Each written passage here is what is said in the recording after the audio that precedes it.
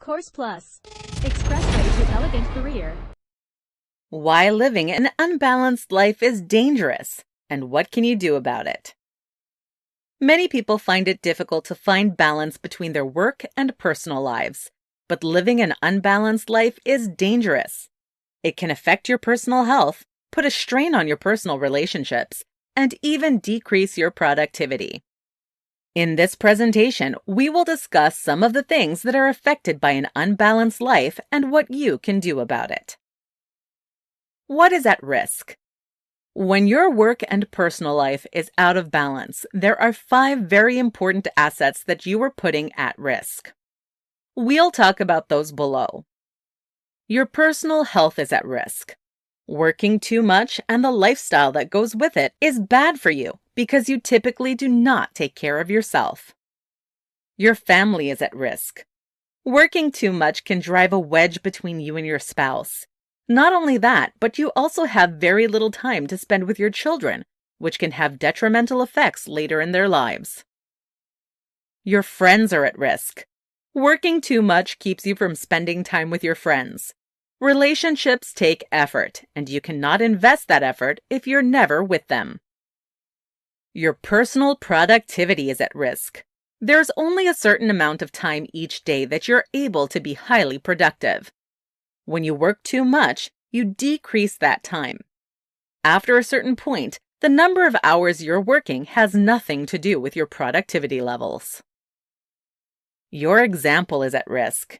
If you're spending lots of extra time at work, the people who you supervise will feel like they have to keep up. Most of them will not be able to. What can you do to balance your life? Now that you know what you're putting at risk by living an unbalanced life, let's take a look at a few ways that you can bring some balance. Acknowledge. Take some time to examine your life, how you feel, and your state of mind. Be honest with yourself. Pay close attention to the areas of your life that you feel are being neglected. Examine. Pay attention to your focus and notice if you're more focused on the internal or the external. Then determine if there are areas where you would like to find more balance. Set goals. Determine what areas of your life that you would like to have balance. Take the time to write those down. Make a plan.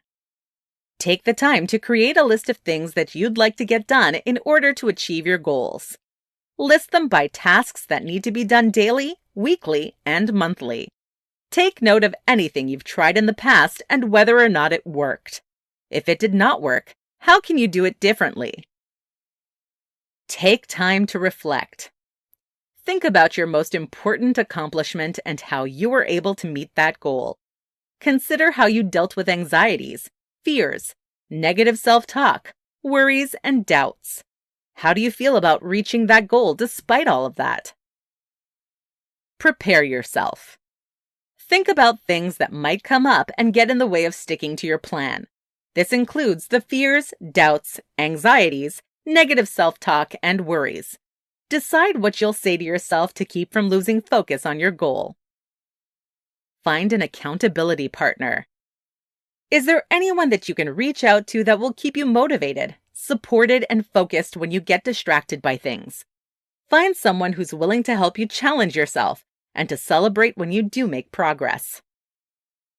Conclusion.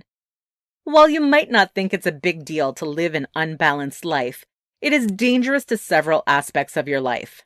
However, there are things that you can do to turn it around. You can find balance if you're willing to work at it.